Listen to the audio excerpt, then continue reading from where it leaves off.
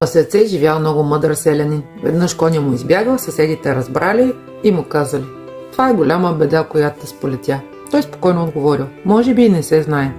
На следващия ден коня му се завърнал и довел още няколко диви коне с него. Съседите му казали: "Това е голям късмет, който те сполетя." А той отново отговорил: "Може би и не се знае." На сутринта сина му, докато се опитва да обязди дивите коне, паднал и се счупил кръка. Тогава съседите му казали: "Не, все пак всичко, което се случи, беше за лошо." Той отново отговорил: "Може би не се знае."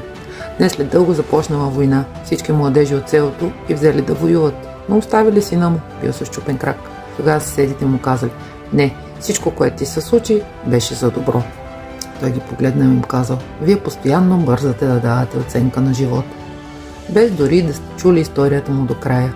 И забравяте, че голямото нещастие, което ти се е случило днес, утре може да се окаже твоето най-голямо спасение. И обратното. Така че каквото и да се случва, остай спокоен. Не бързай да се пречупваш, преди да си чул историята на живота до края."